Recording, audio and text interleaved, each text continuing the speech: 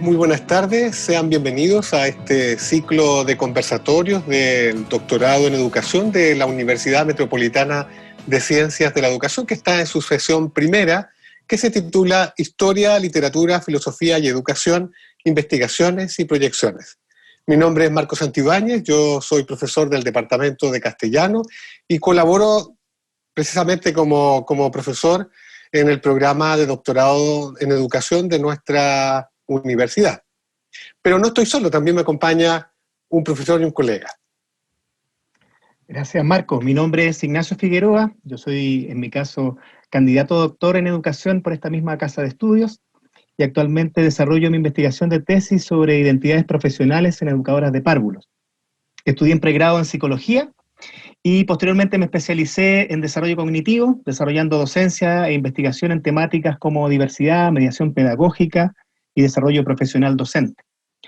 Bueno, comentar que esta instancia me parece altamente significativa y relevante, en tanto nos muestra las distintas líneas investigativas, nos va a permitir conocer, ¿cierto?, a los docentes que están tras cada una de estas líneas, ¿cierto?, de nuestro prestigioso claustro académico del doctorado en educación de la Universidad Metropolitana de Ciencias de la Educación. Marco. Muchas gracias, Ignacio. Bueno, yo la verdad que he hablado muy poco de mí, pero lo importante son más bien nuestros invitados de esta jornada, que justamente este ciclo de conversatorios virtuales justamente tienen como gran tema las proyecciones de la investigación en educación, que tienen como un subtítulo desde la disciplina a la interdisciplinariedad. Eso es.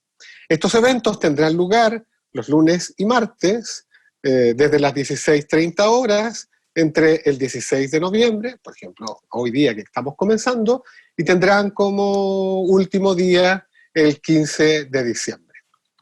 Esta serie de conversaciones en vivo contará justamente con la idea de poner en común, difundir, comentar las líneas de investigación de los diferentes miembros del claustro académico del programa de doctorado en educación de la UMCE. Como ya decíamos al abrir este encuentro, en esta oportunidad comenzamos con el conversatorio Historia, Literatura, Filosofía y Educación, Investigaciones y Proyecciones. Como ya sabemos, para participar e integrarse a estos encuentros, hay que registrarse en el link que se ha difundido previamente, ya sea con días de antelación o bien momentos antes de iniciar cada uno de estos eventos. Tengo entonces el agrado de dejar con ustedes al doctor Jorge Rodríguez Becerra, director del programa de doctorado en educación de nuestra Casa de Estudios Superiores, quien nos dará la más cordial bienvenida. Muchas gracias, Marcos. Muchas gracias, Ignacio, también. Bueno, primero que todo, a nombre del programa de doctorado en educación, ¿cierto?, quisiéramos agradecer la participación de todas y todos ustedes en este ciclo de conversatorios que hemos organizado con la colaboración del cuerpo académico y estudiantil del programa. Quisiéramos destacar también la colaboración y buena disposición de quienes presentan el día de hoy, quienes nos presentarán sus líneas de investigación, ¿cierto? Y por supuesto de los moderadores en este día, ¿cierto? Tanto del doctor Marco Santibáñez como de nuestro estudiante y doctorando, ¿cierto?, el señor Ignacio Figueroa. Comentar un poco que la iniciativa de este ciclo de conversatorios sobre proyecciones en educación desde la disciplina a la interdisciplina, ¿cierto?, surge como una acción derivada de nuestro propósito, ¿cierto?, de dar a conocer a la comunidad, tanto de estudiantes, de graduados, como de la comunidad académica en su totalidad de la UMCE, ¿cierto?, las distintas líneas de investigación que están a cargo de los miembros del claustro del programa de doctorado en educación. De igual manera, la idea es promover la articulación entre los académicos, ¿me entiendes?, y los estudiantes e incluso todos los interesados, los miembros de la comunidad, ¿cierto?, que estén interesados en la investigación educativa en sí. Además, buscamos con esta instancia visibilizar a los investigadores, ¿me entiendes?, investigadoras e investigadores de la UMCE, que participan del programa, ¿cierto?, y que finalmente ellos y ellas, juntos con los miembros colaboradores del programa, son los encargados y encargadas de dirigir las tesis de nuestros estudiantes doctorales, ¿sí? El ciclo fue pensado, ¿cierto?, en función de los ejes que se articulan, ¿cierto?, en los cuales se articulan las líneas de investigación, en función de las áreas de investigación que hoy en día tenemos en el programa. Yo soy un convencido, ¿cierto?, de que varias de las soluciones a problemas complejos en educación van a provenir más bien de miradas sistémicas, donde se involucren investigadores de distintos campos disciplinares, ¿cierto?, con propósitos específicos, ¿cierto?, propósitos afines orientados a los problemas educativos. Y de eso la verdad es que tenemos bastante en la universidad, o sea, tenemos varios campos disciplinares, ¿me entiendes? Somos una universidad con un fuerte énfasis en lo educativo, y evidentemente el poder conocer respecto de nuestro quehacer investigativo nos va a permitir poder articularnos y poder pensar proyectos incluso en conjunto, y que nazcan ideas que a lo mejor no hubieran nacido, ¿cierto?, si no conociéramos cuál es el quehacer de la persona que trabaja a lo mejor en el departamento que está al frente y podría ser hasta de otra facultad. ¿Ya? Esa es un poquitito la idea, una conversación abierta, una conversación sin perjuicios, ¿cierto? Una conversación sin barreras disciplinarias. Ese es lo que queremos promover, ¿cierto? Bueno, espero que tengamos una muy buena jornada, ¿cierto? Y nuevamente muchas gracias, Marco, por aceptar, y a todos ustedes por aceptar participar de esta instancia. Marcos. Muchísimas gracias, Jorge. Y muy bien, pues vamos a presentar brevemente, en honor del tiempo, a quienes integrarán este conversatorio, que justamente, como ya nos ha explicado muy bien el doctor Becerra, tiene que ver con las líneas de investigación, o algunas de las líneas de investigación de nuestro programa en educación. Tendremos la participación del doctor Alejandro Madrid-San, miembro del Departamento de Filosofía y Educación de nuestra universidad. Él es doctor en Filosofía por la Universidad París-Sorbonne, París 4, es licenciado en Filosofía de la Universidad de Chile. También estará presente el doctor Jaime Galgani Muñoz, quien es, aparte de ser pues, miembro del claustro, es el decano de la Facultad de Historia, Geografía y Letras de nuestra Casa de Estudios. Él es doctor en Literatura por la Pontificia Universidad Católica de Chile, profesor de castellano, y que también pues, tiene una experiencia, como el doctor anterior, pues, en el ámbito de la investigación, de la docencia. Y finalmente tendremos la participación del doctor Tomás Cornejo Cancino, que es del Departamento de Historia y Geografía. Él es doctor en Historia por el Colegio de México. ¿Ya? Pues recordar algunas reglas importantes de esta convivencia, de este conversatorio virtual. Importante, cada expositor tendrá 15 minutos para poder presentar lo que compone su línea de investigación, que forma parte pues, de nuestro programa. Importante que solo podremos vamos a seleccionar una pregunta del chat que va a quedar abierto para que puedan ustedes colocar, expresar sus inquietudes, y también junto con Ignacio, que estamos moderando, pues trataremos de propiciar alguna pregunta que invite a profundizar algún tópico interesante, que seguramente hay muchos, de lo que cada uno de nuestros panelistas nos va a presentar. Al finalizar las 3 presentaciones, daremos un tiempo para que también todos quienes están en este momento conectados con nosotros puedan pues, expresar sus inquietudes, comentarios, preguntas a lo que va a ser los temas importantes del día de hoy. Recordarles, por favor, que silenciemos nuestros micrófonos, nuestros celulares, o los pongamos en reposo, de tal manera que no interrumpamos pues, cada una de las exposiciones.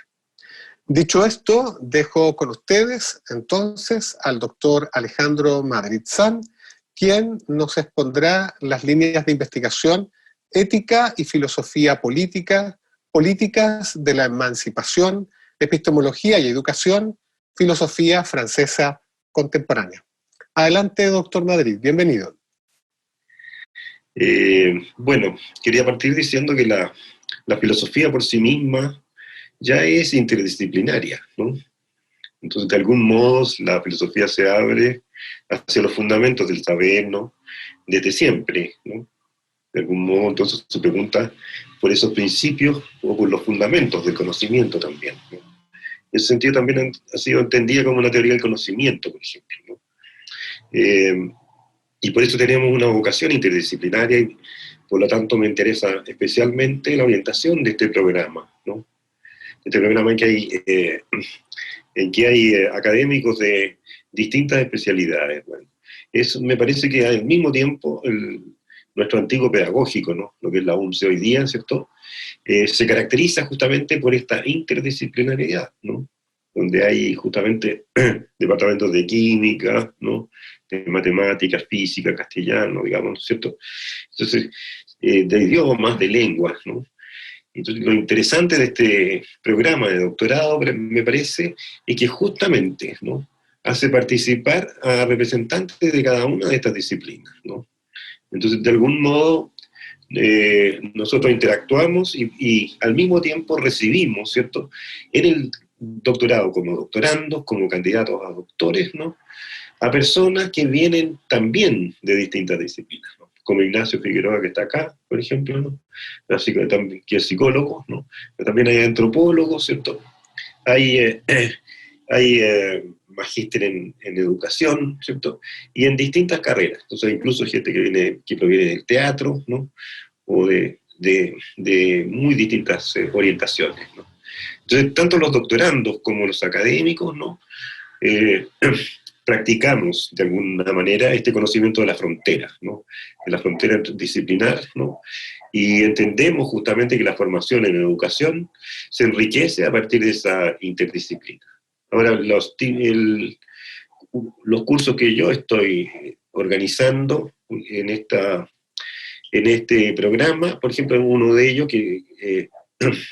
en que organizamos, justamente es un programa que se caracteriza por investigar, ¿no?, de algún modo los fundamentos de esta interdisciplinariedad, ¿no?, puesto que es un seminario que se supone que se inscribe, ¿cierto?, en el eje curricular de educación y diversidad, ¿no?, educación y diversidad, ¿no?, y se llama Políticas de la Diferencia, Enseñanza y Alteridad, ¿no?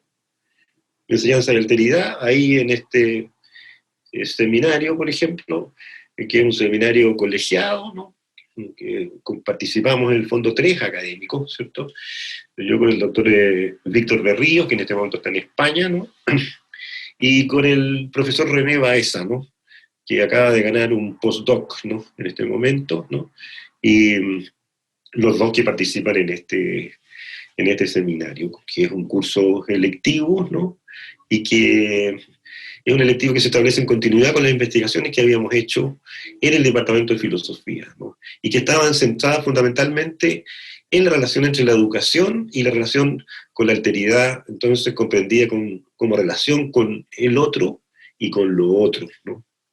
Entonces, así definíamos entonces ahí en filosofía la apertura hacia otras disciplinas, ¿cierto? Esta apertura como una apertura hacia otras disciplinas, ya que el estudiante de pedagogía en filosofía, ¿cierto?, debe poder comprender los fundamentos de los diferentes campos del saber, pero también la apertura hacia la comprensión de las condiciones de emergencia y el contexto en que se generan los diversos saberes, ¿no? Apertura a las diferencias culturales, diferencias de género, diferencias étnicas, sociales, ¿no?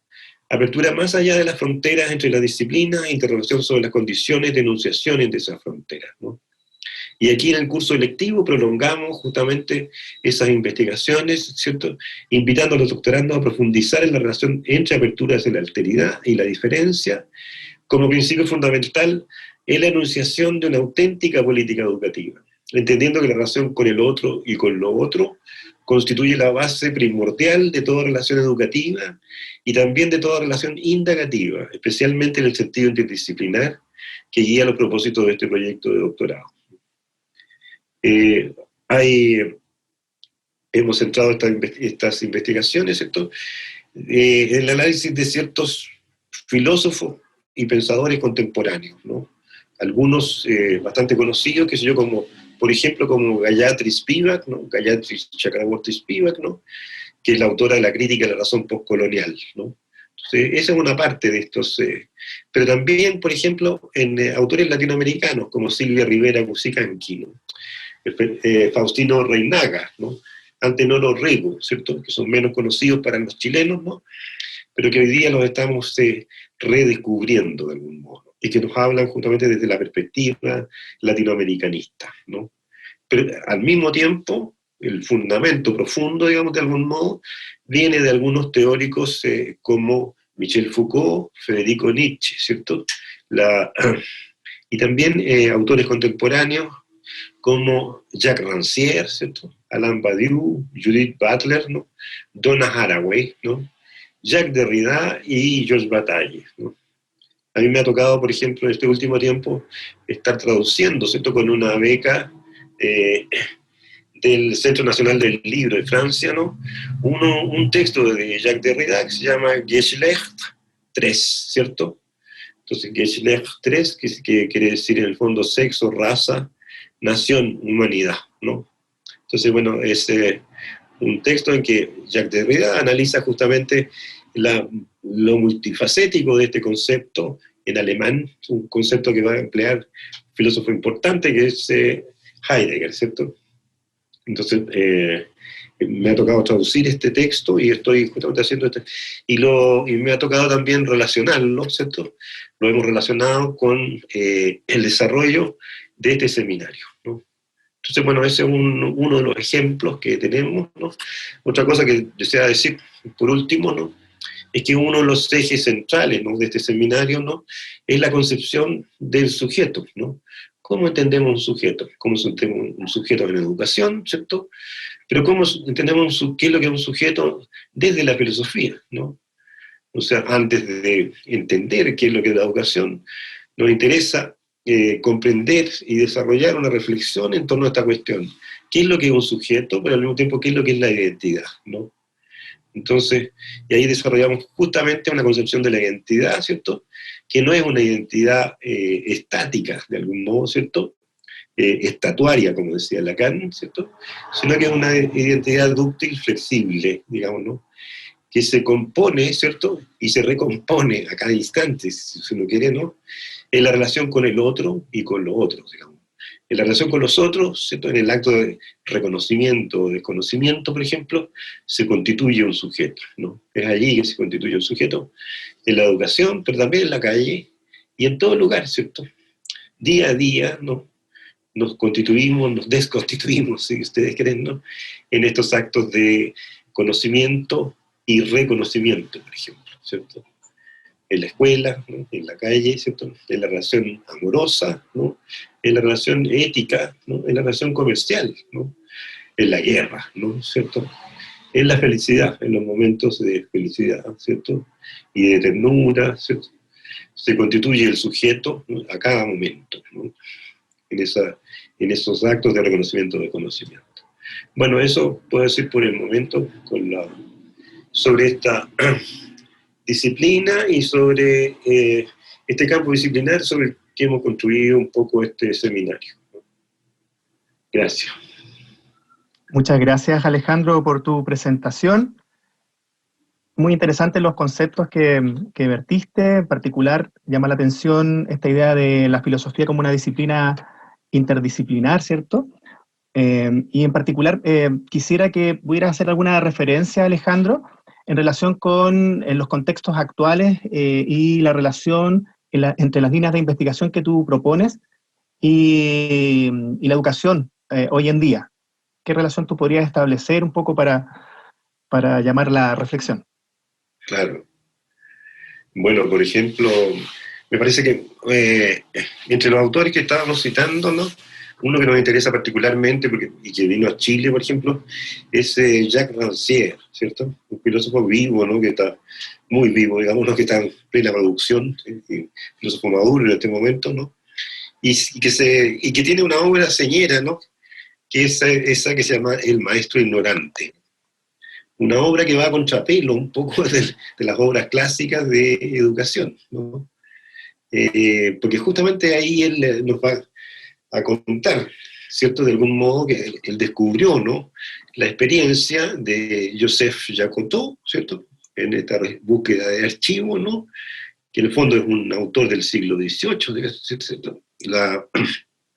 Y Joseph Jacotot, y es este hombre que descubrió, ¿no?, que él podía enseñar algo sin saber nada, digamos, sin saber lo que enseñaba, ¿no? Entonces, eso parece, bueno, se lo ofrezco ahora como un desafío, digamos, ¿no? Para entender de qué se trata, digamos, ¿no? No voy a exponer un poco toda la filosofía de Jacotot, pero sin embargo, se trata de un caso real, hay que decirlo, ¿no?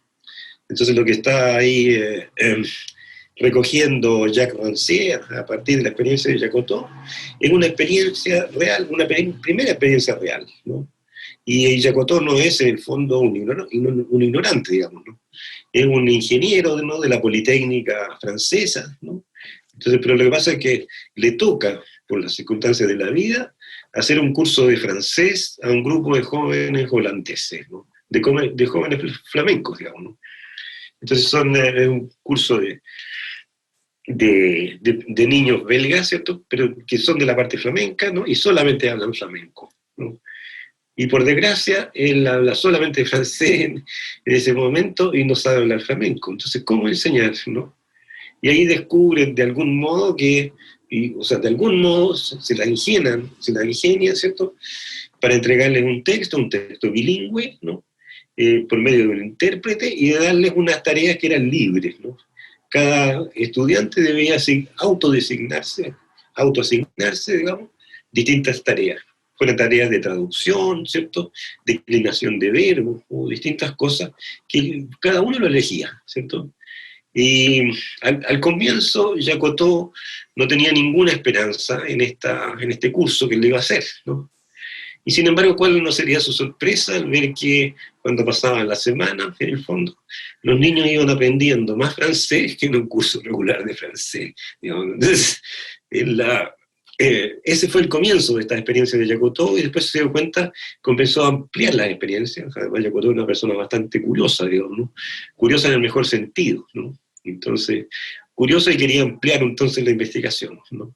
Y comenzó entonces a descubrir que también se podían organizar clases de otras cosas, ¿no? De distintas cosas, también clases de ciencia, ¿no?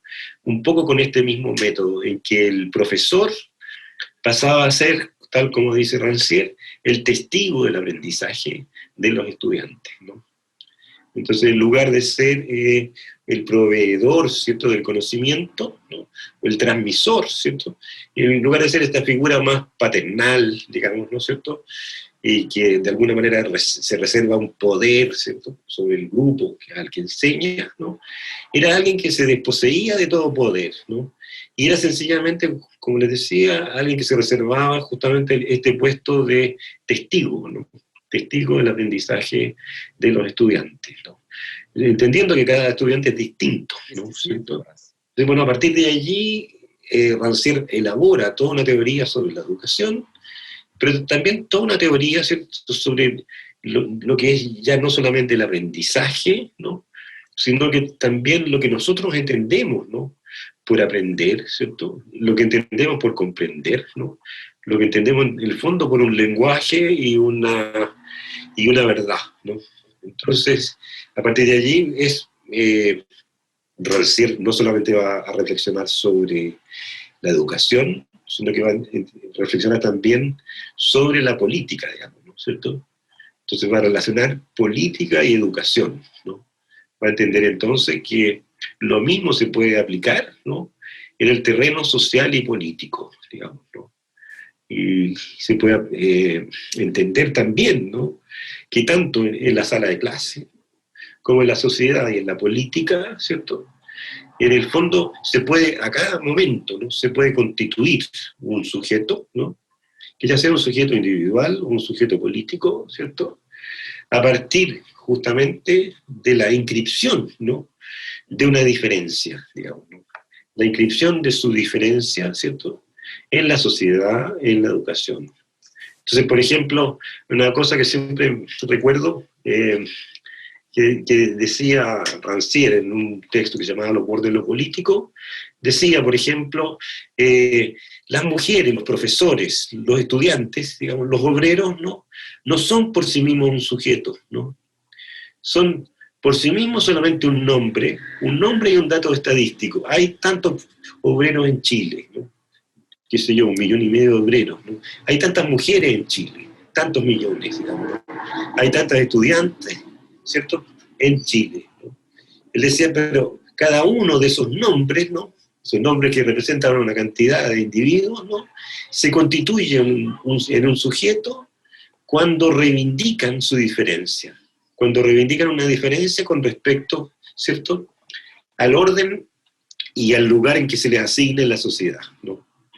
Entonces, cuando, por ejemplo, los estudiantes no contentos con el lugar que se les asigna en esta sociedad chilena, por ejemplo, ¿no?, salen a la calle y reivindican algo, ¿no? Cuando las mujeres reivindican, justamente, reivindican su diferencia, ¿no? No contentas con el lugar que se les asigna, ¿no? En ese momento, dice Rancière, se constituyen en un sujeto, ¿no? Entonces, bueno, esa misma tensión, ¿no?, que existe entre la subjetividad, ¿cierto?, la emergencia de una subjetividad en la política, sería, ¿no?, la que emerge y surge en la sala de clases, digamos, ¿no? El estudiante, el doctorando en este caso, ¿no?, entonces se constituye en un sujeto, no cuando está inscrito ahí en el programa, ¿no?, como uno más, ¿cierto?, sino que cuando él mismo inscribe su diferencia, ¿cierto?, en el proceso del aprendizaje. Entonces, me parece que eso es una cosa interesante que uno puede rescatar, ¿no?, de esta relación entre educación y filosofía política, ¿no?, entre ética y política, si ustedes quieren. Ese proceso al mismo tiempo es un proceso ético, ¿sí?, de construcción de subjetividad. Muy interesante, Alejandro. Pensaba yo cuando asistía a tus clases las relaciones y las posibilidades que uno tenía cuando, por ejemplo, yo venía del estudio de las interacciones pedagógicas, y cómo esta línea de la construcción al devenir sujeto, ¿cierto?, o la construcción de subjetividades, también depende mucho de la cualidad de estas interacciones pedagógicas. Entonces, ahí yo empecé a hacer estas relaciones entre lo dialógico, ¿no?, la interacción dialógica y la posibilidad del encuentro con este otro que emerge también en una interacción que puede vincular a Rancière, por ejemplo, con Paulo Freire y pedagogías críticas, ¿no? Pero al mismo tiempo a pedagogías más desde lo sociocognitivo. Yo, en mi formación como psicólogo, establezco esa relación. Entonces, como estamos conversando sobre interdisciplina, ahí tenemos pedagogía, filosofía y psicología, ¿no? Muy interesante el campo de acción y de posibilidades que puede estar inserto en esta mirada también crítica, y el manifiesto en relación con el vínculo de poder que puede existir en una sala de clase, el rol docente, el rol del educador, de la educadora, y el rol de aprendiz, ¿no?, que también es necesario ir explorando en esta configuración y constitución que se da en una relación pedagógica. Así que agradezco esa presentación y esta relación que podemos establecer en torno a las posibilidades que hay hoy en día para estudiar, por ejemplo, las interacciones pedagógicas, que es un gran tema que se está levantando hoy en día. Hace falta abordar la temática de la interacción pedagógica. Se vincula con el lenguaje, se vincula con el desarrollo de una pedagogía también más responsiva a la diversidad, por ejemplo. Marcos, por favor. Muchísimas gracias, doctor Madrid, Ignacio. De verdad que podríamos conversar toda la tarde con usted, Alejandro, especialmente cuando usted ha planteado todo el tema de la construcción de sujetos, de la investigación en educación. Seguramente tenemos mucho que trabajar, especialmente con nuevas líneas y nuevos movimientos emergentes. Uno de ellos, que usted hacía alusión tangencialmente, tenía que ver justamente con el tema de género, particularmente el tema feminista. Pero el tiempo lo tenemos un poco ajustado y tenemos un segundo panelista que tenemos también que presentar y ponerlo a conversar pues con todos nosotros. Aprovechar de reiterar que la idea a todos los que están conectados con nosotros es que puedan en el chat ir escribiendo sus preguntas o sus comentarios en el chat común para que luego de la intervención pues podamos a partir de ahí poder también establecer un diálogo como lo hemos hecho con el doctor Madrid. Nuestro segundo expositor, como ya decíamos en la presentación, es el doctor Jaime Galgani Muñoz, que justamente nos va a conversar de algo que a mí particularmente también me interesa mucho, que es justamente la línea de investigación, educación y literatura. Adelante, doctor Galgani, bienvenido. Muchas gracias, un gusto para mí estar aquí en medio de tan selecta compañía, ¿no es cierto? de los colegas que están exponiendo, de los colegas que están escuchando y de los moderadores. Quiero comenzar leyéndole un fragmento de un texto de Constantino Cavafis, poeta alejandrino, y que aparece dentro de su colección de muy pocos poemas que él escribió, y curiosamente este no lo escribió él, sino que él lo tomó de un periódico. Y se llama Por Stefano Schilisti. Ayer tuvo lugar el entierro del señor Stefano Schilisti, arrebatado tan tempranamente a los 19 años de edad del seno de su familia, a la cual deja profundísimo duelo.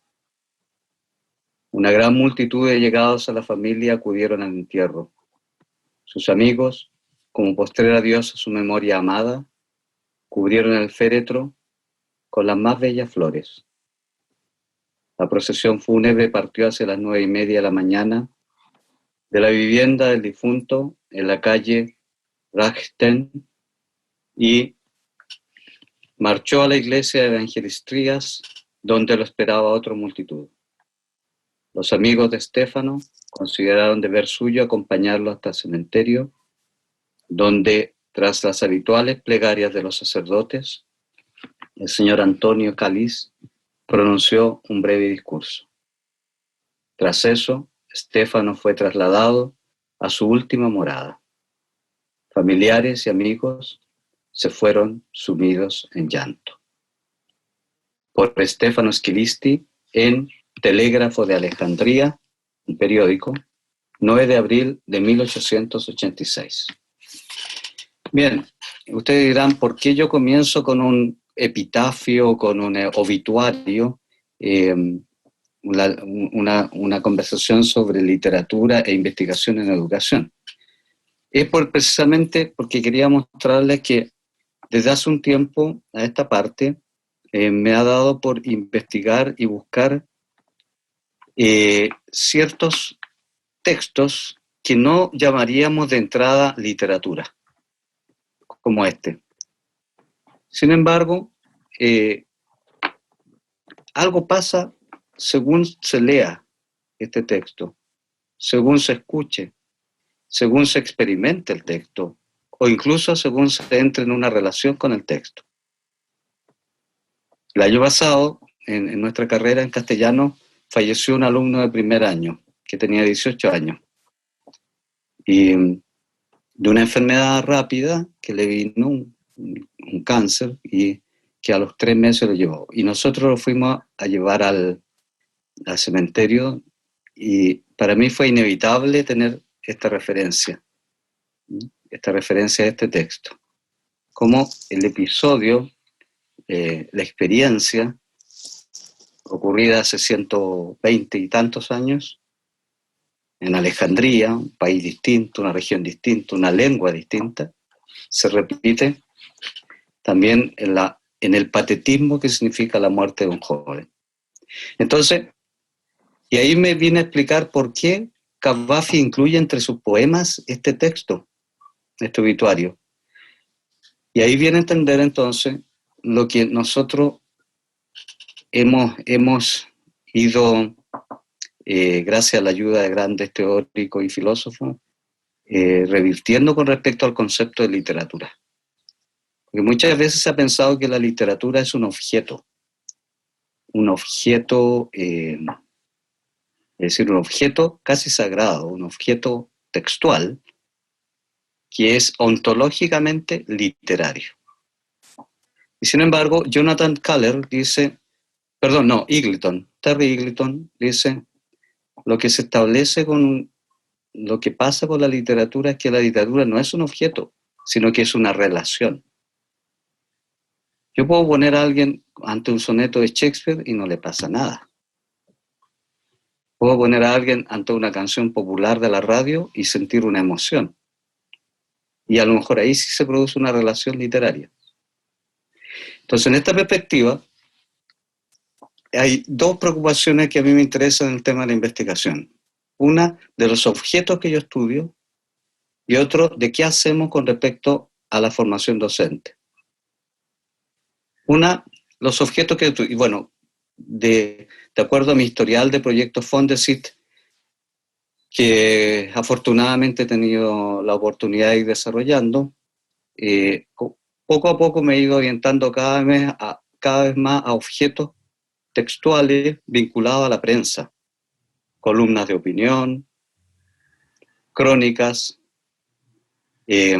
cartas o documentos diarios de corresponsales de guerra, etcétera, etcétera. Entonces, ahí en la prensa uno encuentra ahí esa hibridación, ese encuentro entre lo literario y lo periodístico, entre el acontecer cotidiano y una palabra que de alguna manera quiere quedar un poco más allá y producir un efecto, que es lo que llamamos literatura.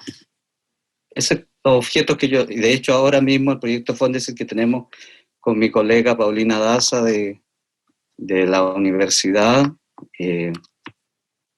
ella es coinvestigadora, y otra colega también de la Universidad Silva Enrique, estamos estudiando la crónica periodística del siglo XIX, la formación de la crónica, sobre todo en ese trecho entre cuando la crónica deja de fijarse tanto en ideas y empieza a fijarse en sucesos, en acontecimientos.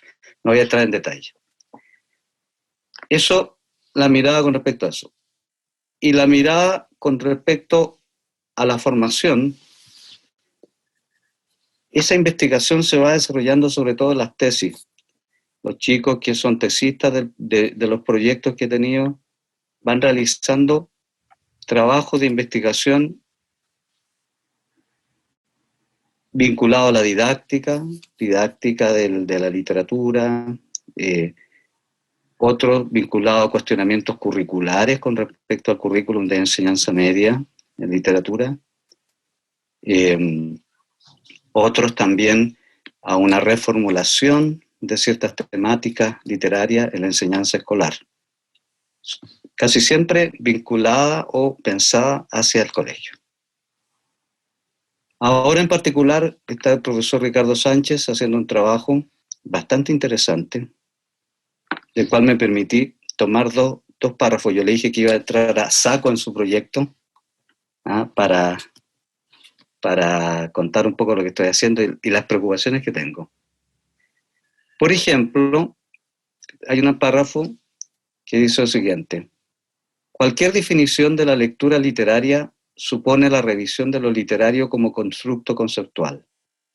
Al respecto, puede afirmarse de inicio, siguiendo a Eagleton y Kahler, que nada hay en los textos y discursos literarios que posea un valor ontológico de literariedad. Nada hay. Esto es casi una herejía para muchos de nuestros compañeros literatos, profesores de literatura, que piensan que hay textos que se definen ontológicamente, o sea, su ser mismo constituye literatura. Kahler señala que tanto textos literarios como no literarios pueden ser estudiados a partir de los mismos métodos y herramientas, sobre todo porque lo que se denomina literariedad no es una característica exclusiva de los primeros, sino un consenso nacido de lo que denomina principio de cooperación hiperprotegido. Eagleton, por su parte, advierte que ninguna definición de literario puede concebirse desligada a las ideologías que le subyacen y por lo tanto a las estructuras y relaciones de poder donde la literatura opera. Entonces, por eso para mí tanto el estudio de los objetos literarios como la enseñanza literaria y la lectura literaria y la producción literaria tiene que ver mucho con una cuestión de relación, una cuestión fenomenológica, una cuestión de contexto. Es decir, no se trata de que yo estudie las crónicas de Rubén Darío cuando viajaba por Santiago en la década de los 80, en el siglo XIX, para enseñarles a los estudiantes a escribir como Darío escribía sobre Santiago, sino que se trata desde ahí ver una escritura especular desde la cual mirarse y ver cómo yo, estudiante del siglo XXI, escribo sobre Santiago, una crónica, una columna de opinión. escribo sobre un pasaje, sobre un movimiento social, sobre una enfermedad, etcétera, etcétera. Lo mismo, no se trata de que nosotros investiguemos escritoras femeninas viajeras del siglo XIX, como Flora Tristán en Perú, como Eduarda Mansilla en Argentina, o como María Graham, que vino a Chile en sus viajes y todo eso, para que los estudiantes adopten o asimilen sus miradas viajeras o paseantes, sino para que desde ahí se mire cómo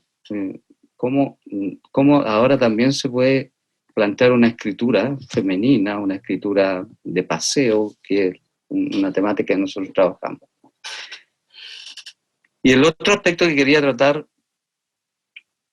es que, si bien la filosofía se consideró durante la Edad Media sierva anquila teología, o anquila teología, dicho sierva de la teología, la literatura la han tenido sierva de todo, casi meretriz de todo, ¿ya? De la historia, de la pedagogía, de la política, de la religión, etcétera, etcétera. O sea, casi siempre la literatura se la ha utilizado para decir otra cosa, que ya lo enunciaba ahí la cita. Les quería leer una cita de Teresa Colomer, todavía me quedan 3 minutos, estoy controlando.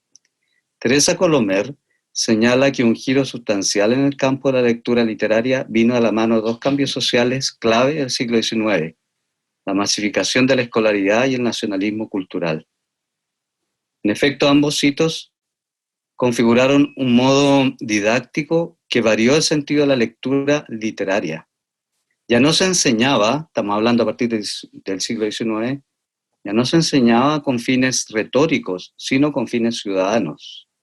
Pues a través de la lectura se esperaba que los niños y jóvenes asiertan su propia historia, sus tradiciones culturales, sus patrimonios nacionales, incluso sus orgullos nacionales. Un nacionalista, mejor dicho. Este enfoque de posesión patrimonial implicó un marcado énfasis historicista en la enseñanza literaria, que solo se vio modificado, según constatan Colomer y Núñez, con la emergencia de la competencia comunicativa como revolución lingüística. Para varios autores, la enseñanza de la literatura como medio para la construcción de competencias comunicativas y paralelamente la necesidad de rendir cuenta del sistema educativo fueron los detonantes de cierta concepción subsidiaria de lo literario a la comprensión de la lectura como enfoque dominante. Lo que quiero decir que nuestras investigaciones tocan mucho el tema de lo curricular, es decir, cómo enfocamos el estudio de la literatura desde una perspectiva curricular en cual la experiencia literaria entra en contacto con otras textualidades, con la historia, con la filosofía, con la religión, con la política, etcétera, etcétera. Pero no atándose a ellas como un producto o un panfleto al servicio de una ideología determinada, sino manteniendo su dignidad como objeto específico literario. Entonces ahí está la gran pregunta: ¿qué es lo literario? No es lo sagrado, no está ontológicamente marcado, pero hay algo que uno dice: aquí hay una experiencia literaria, hay una experiencia que significa una emoción que te vincula al sujeto o hace que la persona se transforme en sujeto por una experiencia dada por la palabra. Entonces ahí tenemos muchos contactos y muy interesante. Esto nos hace cuestionar mucho nuestro currículum tradicional, en el cual seguimos anclados en nuestras universidades. Nuestras universidades siguen ancladas con un currículum continuidista, historicista, nacionalista, de literaturas nacionales. Muy poca preocupación de que nuestros estudiantes aprendan que la experiencia literaria, ya sea en la lectura o en la escritura, es mucho más importante que los millones de contenidos que uno puede aprender. Para aprender cosas ya están los otros cursos. En literatura es para tener una experiencia. Se me acabó el tiempo. Muchas gracias. Muchas gracias, doctor Galgani. Podríamos preguntarle muchísimas cosas. Permítame plantearle un par que usted ha deslizado en varias de lo que ha sido su presentación. Una es, ciertamente, usted hablaba de entender la literatura como una relación, ¿no es verdad? Y no solo como un objeto textual.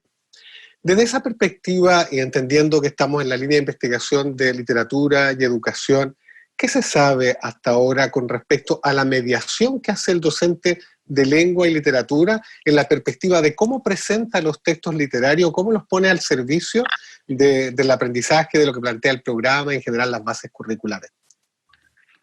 Y la segunda interesante, ¿qué medidas usted propondría como una innovación, para no decir una intervención? ¿No es verdad que esta palabra hoy en nuestra universidad también tiene así tintes un poco complejos, pero sí como una innovación con respecto a la formación inicial de docentes de lengua y literatura en esta perspectiva en que nos está planteando justamente este campo tan interesante que es la literatura? Mira, el tema de la mediación es lo más delicado y complejo, porque no solo se trata de motivar, del profesor motivador, ¿no es cierto? Como el profesor que es choro, o sea, el profesor que encanta que canta y encanta, ¿no es cierto? No basta con eso. No necesitamos solamente profesores que canten, sino que hagan cantar, quiero decirlo metafóricamente. Es decir, que produzcan algo los estudiantes. Y ahí hay algo de un don también, un don pedagógico, por supuesto. Entonces, yo leí ayer, precisamente leyendo el proyecto de tesis, ya estoy preparando la defensa de mi tutoriado, ¿no es cierto? Él contaba algunas experiencias ahí en su proyecto, de algunos textos poéticos que hacían trabajar a los estudiantes en el aula escolar en otros países, en Noruega, no sé, o en Colombia. Entonces, le ponían el texto literario y después hacían que los estudiantes lo expresaran con danza. Entonces, y es decir, de ahí se da como un desplazamiento de la palabra a otros vehículos de comunicación, ¿no es cierto? El gesto. Entonces, yo creo que es fundamental el rol del mediador, del docente como mediador en la experiencia literaria, bueno, partiendo por hechos muy, muy básicos, como la selección de textos que hace, la selección de textos, tratando de producir un tipo de sensibilidad, un tipo de gusto, un tipo de atracción.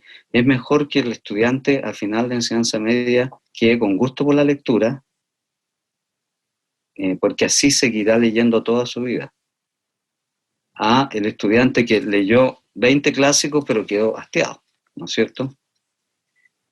Y con respecto a la formación inicial docente, nosotros propusimos una modificación, propusimos un rediseño curricular del área de literatura en castellano, que toma todo esto en consideración, todos estos elementos teóricos. Toma Kahler, a Richard Rorty, a todo esto que he comentado, Colomer, etcétera, etcétera, en el sentido de romper. Claro, nuestra propuesta es demasiado radical al punto que ha producido incluso rechazo en colegas que no están de acuerdo con esta visión. Romper con el paradigma de la formación de literatura como historia de la literatura y como literaturas nacionales, que es lo que fundamenta el currículum clásico de literatura española 1, 2, 3, 4, 5, 6, literatura clásica, literatura alemana, literatura francesa, etcétera, etcétera. Porque desde el punto de vista teórico no tiene ningún fundamento, o sea, ese tipo de enseñanza tiene fundamentos políticos, ¿ya? Pero no teórico, porque, por ejemplo, en el siglo XIX, cuando el romanticismo, los alemanes no estaban escribiendo aparte, separados de los franceses o separados de los españoles o latinoamericanos, ¿ya? O cuando emerge el realismo, por ejemplo, las redes de comunicación que había entre los realistas rusos, los realistas franceses, los realistas latinoamericanos, era impresionante. Es una literatura totalmente transnacional, Entonces no sé de dónde vino este afán de enseñarla separada, así como literatura. Entonces hay que romper con esos paradigmas, porque ni el fenómeno de la creación literaria, ni el fenómeno de la literatura nacional, perdón, de la lectura literaria, es un fenómeno en estancos separados, ni purista, ni fascista, ni de ningún tipo, sino que es un fenómeno de comunicación, sobre todo entre las grandes redes intelectuales que desde antiguo encontraban, incluso con muchos métodos que ahora, o recursos que ahora, encontraban formas de comunicarse. Entonces nosotros queremos eso, que haya una forma mucho más transversal en la comunicación y el saber y la experiencia de lo literario, que ya está en el currículum escolar, ya se está experimentando. Hace 30 años los currículums están mucho más, en la enseñanza literaria, están mucho más liberados. Pero, como bien dice, no sé si es Rorty o Kaller, existe un concepto que se llama inercia curricular, que primero vienen las modificaciones teóricas, después vienen las modificaciones curriculares. Entonces nosotros podemos, después viene, incluso a veces se demoran décadas, y hay una resistencia curricular muy grande a estos cambios. Y lo peor de todo es que mucho después viene la innovación docente, porque hay docentes que reciben un currículum modificado, ayornado, todo eso, pero quieren seguir enseñando como enseñamos siempre. Bueno, ahí hablo mi corazón. Eso es lo que quería decirle. Muchísimas gracias, doctor Galgani. Como podemos apreciar en este conversatorio, tal vez más que encontrar las respuestas, justamente estos conversatorios tienen por fin visibilizar las preguntas, las interrogantes, los territorios abiertos o los territorios en disputas, donde justamente poder desarrollar la investigación. Y con este fin pasamos ahora a nuestro tercer panelista, al doctor Tomás Cornejo Cancino, quien nos va a presentar la línea de investigación Historia Cultural. Doctor Cornejo, adelante. Gracias, Marcos, gracias, Ignacio, y hola a todos y a todas. Muchas gracias por la invitación y muchas gracias también a Alejandro y a Jaime por estas presentaciones tan interesantes. Yo creo que tuve suerte de quedar al último porque así me beneficio también en parte de lo que han presentado tanto Alejandro como Jaime. Por un lado también justamente la cuestión interdisciplinar que decía Alejandro con respecto a la filosofía. A mí me parece que en el caso de la historia pasa algo muy similar. También nosotros nos alimentamos de muchas disciplinas, dialogamos con muchas disciplinas. Y en cuanto a lo que decía Jaime también, porque en particular mi línea de trabajo tiene que ver con contextos, tiene que ver con una producción cultural que también a veces se da en la forma de imágenes y donde justamente hay una discusión muy grande con respecto a los cánones tal vez, con respecto también a los espacios nacionales, con respecto a las formas culturales que muchas veces hemos considerado como tales. Yo traje solamente para intentar hacer un poco más dinámico esto, una presentación que voy a intentar compartir con ustedes si es que lo logro hacer. Y si es que no me equivoco, aquí está. Esto creo que es. Para que intentemos ir un poco más rápido. ¿Se ve un PPT? Se ve, sí. ¿Se ve? Que dice desde la historia cultural hasta la historia pública. Sí. Quizás tienes que ir al icono de la parte inferior que agranda la diapositiva. A ver. Justo antes del menos, junto al menos.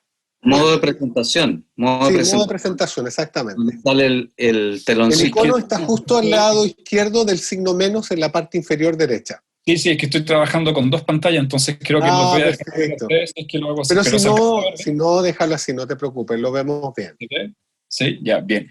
Porque les voy a contar un poco en qué estamos, digamos, en qué estoy, que tiene que ver con la historia cultural, pero asimismo con la historia pública. La historia pública es una línea de trabajo incipiente que estamos desarrollando en el Departamento de Historia y Geografía en la universidad.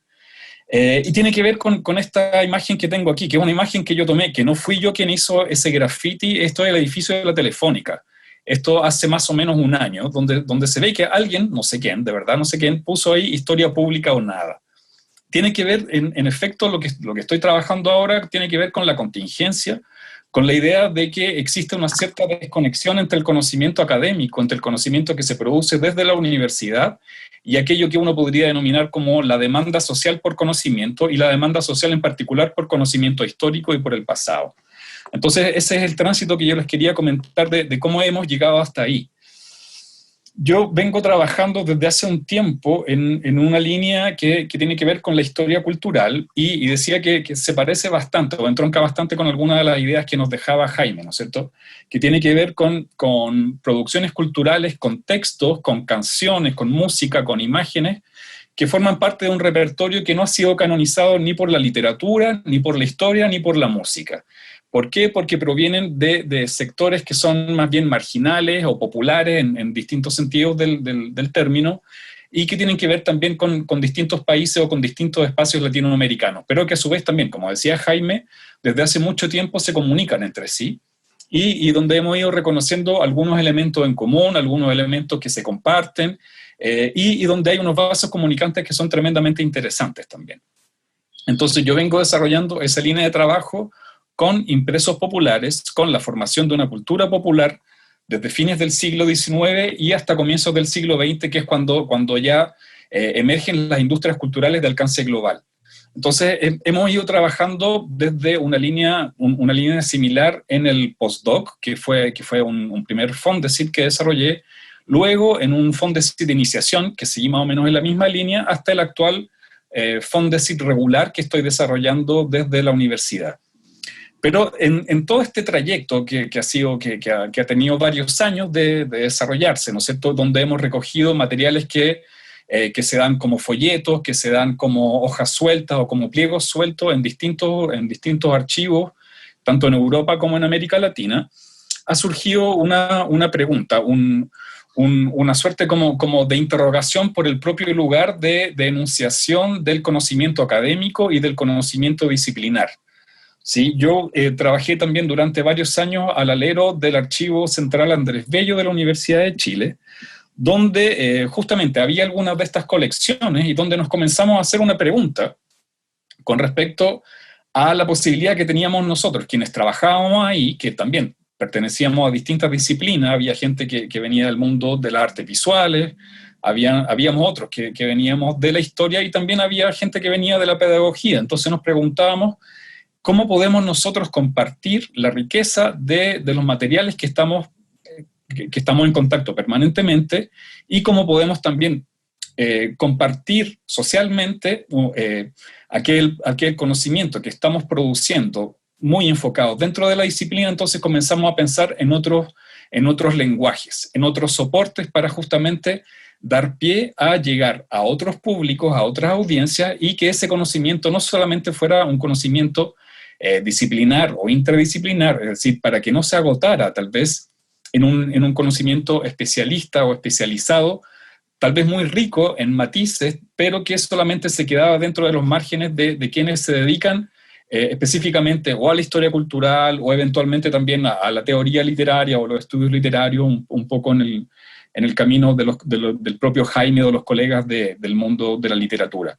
Entonces comenzamos a pensar en otros soportes y en otros canales para vehiculizar ese conocimiento, e interrogarnos críticamente por cómo nosotros producimos conocimiento desde la universidad y cómo podríamos llevar ese conocimiento hacia otros públicos y también en otros canales, a partir de otros soportes, que no sean solamente y exclusivamente aquellos a los cuales hemos estado habituados durante las últimas décadas, porque también son una forma de transmitir ese conocimiento que es más bien contingente, no es necesariamente así. Eso responde más bien a unas políticas de la universidad, a unas políticas del conocimiento que son más bien contemporáneas y bastante recientes. Entonces nos empezamos a preguntar por eso, y aquí les quería compartir brevemente solamente 2 experiencias que desarrollamos en ese ámbito, que también era un ámbito bien interesante. ¿Por qué? Porque era un archivo universitario. Ahí hay mucho material que tiene que ver con el antiguo Instituto Pedagógico y por ende también con la UNCE. Y una de las estrategias que ideamos fue generar cápsulas audiovisuales. Es decir, nos pasamos a otro lenguaje y a otro soporte, intentando llegar a públicos que no necesariamente son los públicos académicos. Aquí solamente puse algunas capturas de pantalla. Esta es una línea de trabajo que también yo he desarrollado, sobre todo en el curso que estamos haciendo en el doctorado con la profesora Ana María Ledesma, quien aparece ahí en una de las imágenes. Pero también otra que tiene que ver con cancioneros populares, una de las líneas de trabajo que yo estoy desarrollando en el Fondesit actual, pero a quien vemos a la derecha ahí en la pantalla es el profesor Fernando Pairicán, un especialista de la comunidad de historia mapuche, a quien convocamos para trabajar, ¿no es cierto?, para que él nos contara desde su saber con respecto a documentos que tienen que ver con la ocupación de la Araucanía. Es decir, también abrir una beta política desde el saber disciplinar, pero intentar verterla tal vez en otro canal comunicativo, intentando llegar con tecnologías como la de la imagen y la audiovisual a otras audiencias también. Esa fue una experiencia que hicimos que, digamos nos votamos, ¿no es cierto?, a directores audiovisuales, a cineastas. Intentamos dialogar también con esas herramientas, y que fue un diálogo bien rico, ¿sí? Porque ninguno de nosotros provenía, salvo quien hizo de directora de fotografía, que es una fotógrafa, pero ninguno de nosotros tenía mayor experiencia en eso, salvo tal vez a nivel muy incipiente.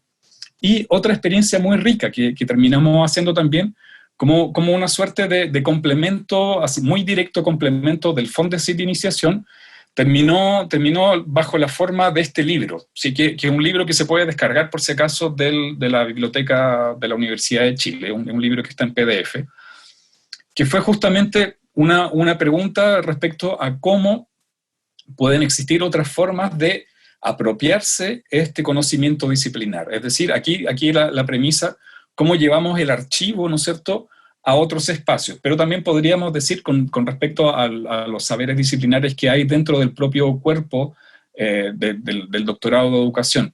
¿Cómo se llevan otros saberes, otras ciencias, ¿no es cierto?, a otros espacios que no son necesariamente aquellos de la comunicación científica tradicional? ¿Cómo podemos llevar, en este caso, tal vez los laboratorios, si es que ya lo podemos poner, ¿no es cierto?, en el diálogo con las ciencias naturales, cómo los laboratorios también los podemos llevar a otros espacios que no necesariamente son la academia o lo académico o la propia universidad? Ya voy a cerrar esta presentación. Entonces, esa es la línea de trabajo enmarcada justamente en aquello que se denomina historia pública, que se preocupa por hacerse este tipo de preguntas y por todas aquellas formas de comunicación del conocimiento con respecto al pasado, por aquellas reflexiones con respecto al pasado que, entre comillas, se dan por fuera del monopolio que la disciplina histórica tiene, o se supone que debiera tener con respecto al pasado, ¿sí? Ve justamente en estos diálogos que se producen desde fuera de la academia, se ve que hay ahí, por una parte, una gran preocupación de la sociedad con respecto a su devenir histórico, y también una necesidad de dialogar con esas conversaciones que se dan justamente en el espacio público. Entonces, ¿qué es lo que hemos planteado nosotros? Es, por una parte, cuestionarnos justamente cómo nosotros, desde una universidad, y una universidad que es pública, genera conocimiento.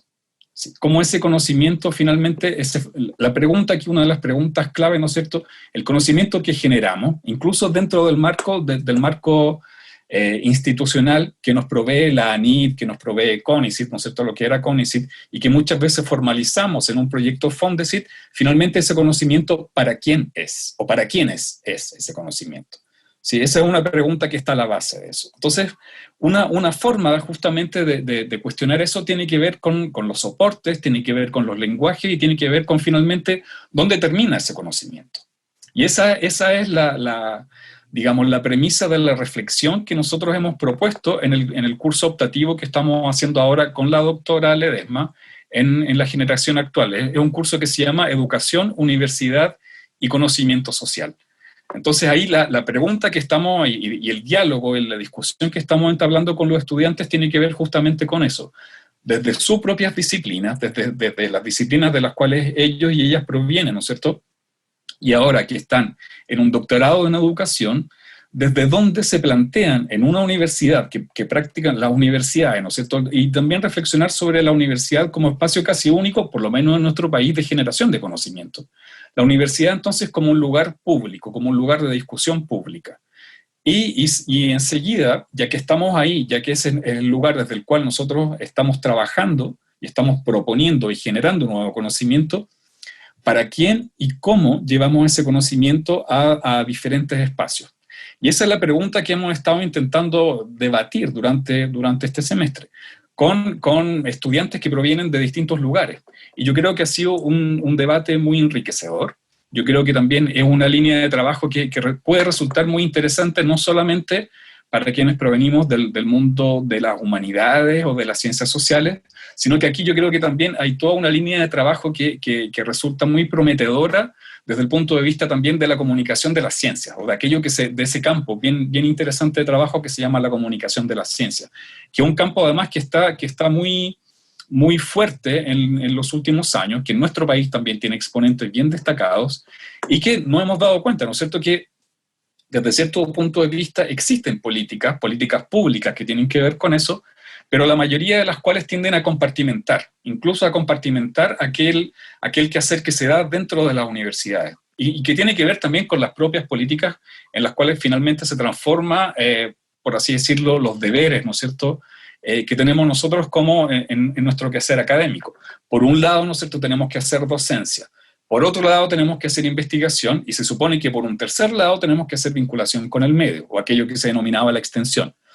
Cuando creemos nosotros que es posible que justamente esas tres dimensiones tienen que dialogar, y tienen que dialogar de una forma que sea virtuosa, ¿no es cierto? Porque parece un contrasentido que, no sé, los lunes y los miércoles hago investigación, y los jueves y los viernes hago vinculación con el medio, ¿no es cierto? Y los otros días me dedico a hacer docencia. Cuando sabemos que la realidad no es así, ¿no? Y además, creo que lo más terrible de todo eso, y lo sabemos bien, ¿no es cierto?, es que la investigación termina arrinconada y la terminamos haciendo ni siquiera de lunes a viernes, sino que la terminamos haciendo los sábados y los domingos. Y con respecto a eso, la vinculación con el medio termina perdiendo también. Entonces, aquí la invitación que nosotros estamos estableciendo con esta línea de trabajo tiene que ver con eso. Y creemos que de verdad puede ser súper interesante dialogar también justamente con esas líneas que tienen que ver con cómo comunicar, ¿no es cierto?, con cómo llevar a otros espacios y a reflexionar también de manera crítica de qué se trata nuestro quehacer. ¿Sí? ¿Por qué investigamos? ¿Solamente porque estamos obligados a tener un cierto puntaje, ya sea para CONICET, para FONDESIT, para la universidad? Porque hay ciertos espacios que nos demandan esa forma de comunicar lo que hacemos, o podemos también crear otras. ¿Sí? Esa es como el diálogo que nosotros estamos invitando a hacer, y también el tipo de preguntas que reflexivamente nosotros hemos propuesto en esta línea de trabajo que tiene que ver entonces con la historia pública. Eso es lo que yo les quería compartir en estos minutitos. Gracias. Muchas gracias, Tomás. Ignacio. Muy bien, muchas gracias, Tomás, por tu compartir, por tu experiencia. La desconocía, así que me agradó mucho también saber que existe esta línea. Me pongo a reflexionar en relación a mi tema y cómo lo asocio al tema que tú estás viendo. En el fondo, lo que tú propones es la construcción de self estratégicos en los docentes de la universidad, ¿no?, de la academia, o sea, que integren como su vida, ¿cierto?, académica, su vida investigativa y su vida también en vinculación con otros en una misma unidad, ¿no? Para eso se requiere harta reflexividad, harta innovación también, y es importante lo que tú estás planteando de esto de acceder a los fondos de conocimiento, ¿no? Como de acceder también a las distintas modalidades por las cuales podemos expresar una idea pedagógica, una cierta didáctica. Me parece muy interesante. Estamos, Marco, ya en momento definitivo de este conversatorio, y queríamos abrir con ustedes un espacio de conversación amplio, aprovechando la oportunidad de que Alejandro, Jaime y Tomás nos contaron sus líneas de investigación. Hay algunas preguntas que están ya aquí en el chat que quisiéramos no dejar de lado, si les parece. De acuerdo. Una pregunta de Patricia a Alejandro. Patricia Castañeda consulta: ¿qué diferencia existe en la construcción de sujetos desde la escuela y la familia?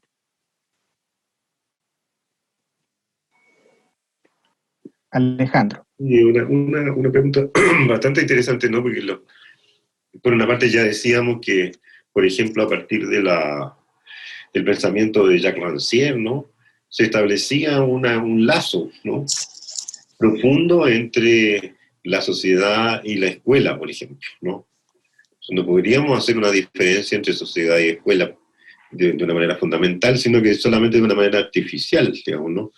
Podríamos de algún modo sesgar, ¿no?, la enseñanza, por ejemplo, o los espacios, ¿no?, de la enseñanza escolar, y segregarlos, ¿no?, apartarlos de la sociedad.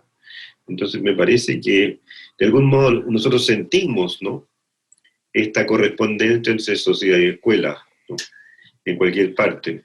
Por ejemplo, bueno, entre esas fantasías de nosotros los chilenos, digamos, con algunas potencias extranjeras, digamos, ¿no?, que parecen más perfectas, ¿no?, a veces se nos llegan unas imágenes, ¿no?, que ponen un poco en cuestión, ¿no?, nuestra educación, ¿no?, pero la educación ya desde la familia o desde la escuela. Por ejemplo, se habla mucho de que, por ejemplo, los niños japoneses, ¿no?, y contrariamente a los nuestros, ¿no?, ellos desde muy pequeños, ¿no?, se acostumbran a que tienen, por ejemplo, que hacer aseo en la sala, ¿no?, y que no hay auxiliares de aseo, ¿no?, sino que son los niños mismos los que hacen el aseo, ordenan la sala, ¿no?, y además reparten la comida, qué sé yo, y comen en la misma sala, ¿no?, porque así tienen, por ejemplo, una experiencia colectiva, ¿no?, de lo que pueden hacer desde chiquititos, ¿no?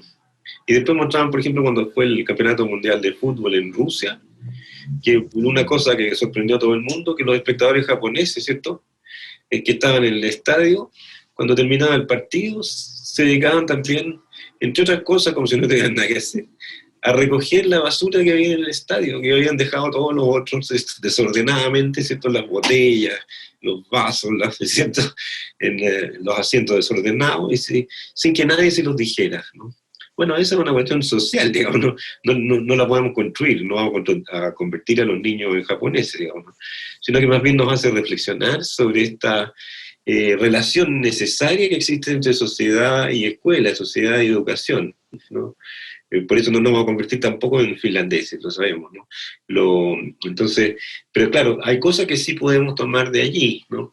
Quizás más en el sentido rancieriano, diría yo, ¿no? O sea, entender en el fondo que justamente los sujetos son sujetos dúctiles de algún modo, ¿no?, que emergen, ¿cierto?, que pueden emerger ese sujeto en cualquier tipo de sociedad, ¿no?, a nivel individual, a nivel colectivo también, ¿cierto?, y que un poco eso es lo que tenemos de algún modo que perseguir, entender y de algún modo ofrecer esas condiciones de esa emergencia, ¿no?, y también tanto sea en el ámbito familiar como en el escolar, por ejemplo. Muchas gracias. Jaime, creo que también tenemos preguntas para el doctor Galgani, ¿cierto? Estás muteado, Ignacio. Ahí sí.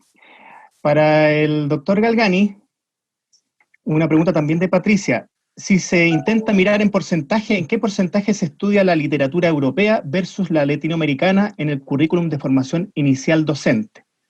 ¿Se estudia literatura de pueblos originarios, me imagino? ¿Que será la pregunta? Sí. ¿Se estudia literatura de pueblos originarios? Yo creo que la proporción ha ido variando en las últimas décadas. Diría yo una literatura de canon occidental, europeo, norteamericana. Clásicamente era un 50% y un 50% latinoamericano. Las generaciones más jóvenes leen más todavía literatura latinoamericana. La que ha ido sufriendo mucho es la literatura española en la formación. Ha ido perdiendo, digamos, espacio.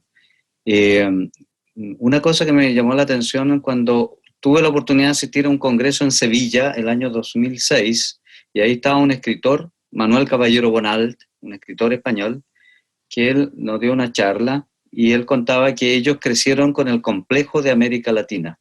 ¿En qué consiste en que crecieron con el complejo de América Latina? Que él, cuando de joven, digamos, los 60, los años 60, los años 70, dice, los jóvenes escritores españoles tenían mucho complejo con respecto a una América que tenía un boom impresionante en la escritura. Y ellos ya no tenían ni la generación del 98, ni a García Lorca, ni a Miguel Hernández. se consideraba muy pobre en producción, y dice, en cambio, ¿qué podíamos hacer nosotros frente a un Borges, un Cortázar, un Juan Rulfo, un García Márquez, y nombraba ahí 100 escritores, digamos? Entonces, y eso también lo sentimos nosotros, y se ha reflejado mucho en la valoración que tiene la literatura latinoamericana y chilena en particular.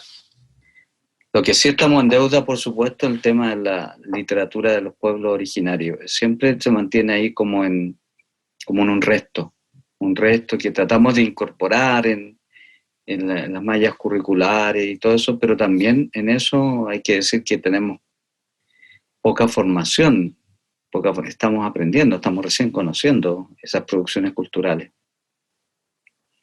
Muchas gracias, doctor Galgani. Doctor Cornejo, no lo tenemos abandonado, tenemos una pregunta bien importante para usted, a ver si nos ayuda. Doctor Cornejo, bueno, Verónica está pidiendo la palabra, vamos a darle la palabra. Pero si te parece, sí, pero saber si la pregunta va a Tomás o va a otro de los panelistas. Verónica. Sí, importante. Ya. Amplia. Para que El que se atreva. si te parece, Tomás también sabe de literatura, así que puede hablar. Primero con Tomás. Partimos con Tomás y te dejamos hablar, Verónica, ¿ya? Gracias. Es muy... A ver, yo los tres lo he escuchado con atención y siempre hay una especie de introspección de lo humano, ¿cierto? Y lo relacional, con distintos espacios.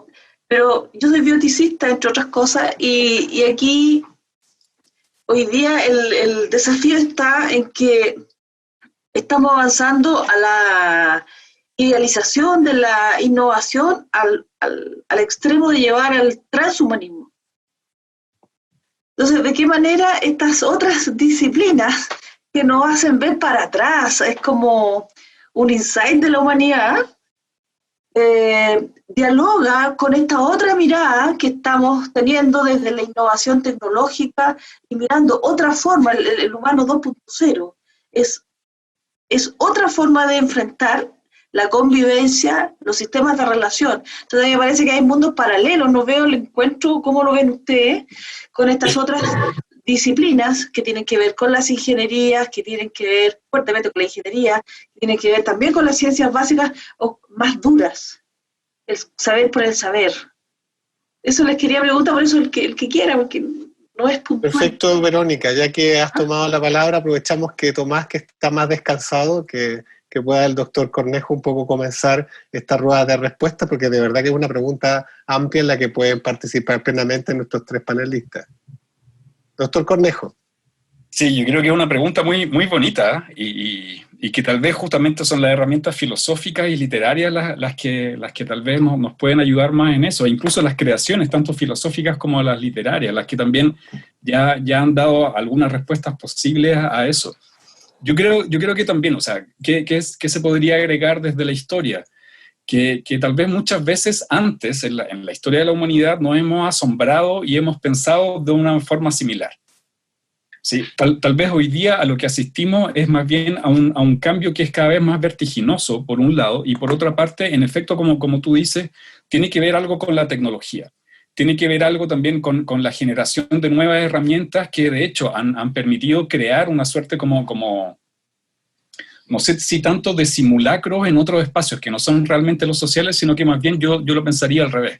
Han abierto las propias tecnologías nuevos espacios sociales que se basan justamente en la tecnología. Y eso también ha hecho difuminar las propias diferencias que antes teníamos, ¿no es cierto?, entre aquello que era real y aquello que no necesariamente lo es, o entre aquello que es la vida privada y aquello que es la vida pública, como el adentro y el afuera, o la cultura que es producida más claramente por los humanos y aquello que parece ser una suerte como de cultura como autopoyética, ¿no es cierto?, la propia tecnología creando más tecnología y otras formas con las cuales dialogar que no necesariamente son humanas.